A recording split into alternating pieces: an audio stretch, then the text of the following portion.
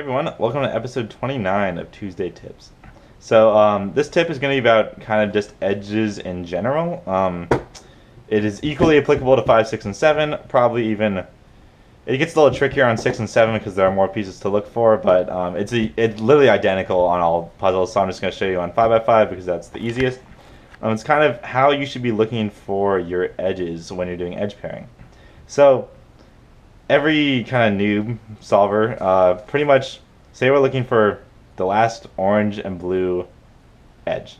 So when you're think about when you're brand new and you're doing 5x5 and you average 4 minutes, literally every single piece on this cube, every edge on this cube could be black except for this one orange and blue edge. Essentially, you see this, the only thing you're looking at is it orange and blue or is it not orange and blue, and that's it. There's nothing else. It's just binary yes or no.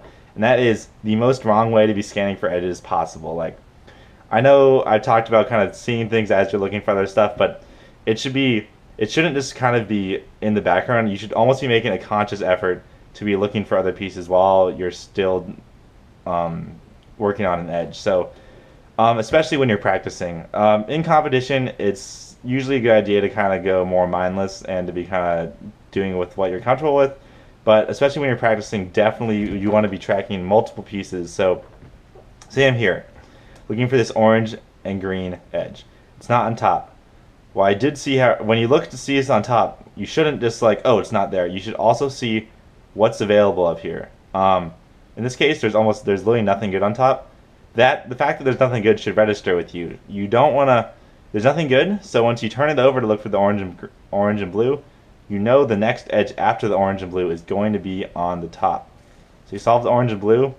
There's still nothing good here, which is unfortunate, but it's all about kind of having a general sense of where pieces are at all times. It's very common, especially on 6 and 7, to see good edges just kind of hanging around. Say it's more common on 6, but I don't want to set it up. Say I'm looking for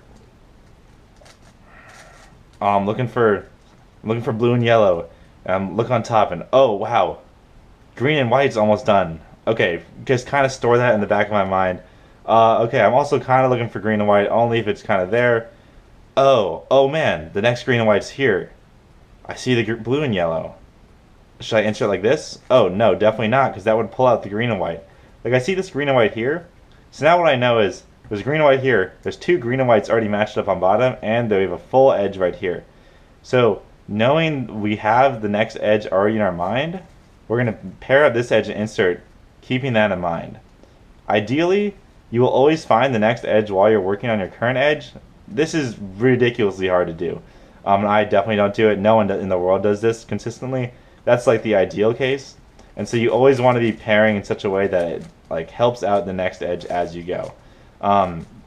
Essentially, if I have flawless edges, it's going to be under 45 every single time, which is why no one does this perfectly. But yeah, definitely you want to be always tracking, always looking, remembering what's easy, doing your first edge in such a way that sets up the next edge. This is ridiculously hard and takes hundreds and thousands of hours of practice to get down, so definitely just kind of a general theory idea that you need to start thinking about.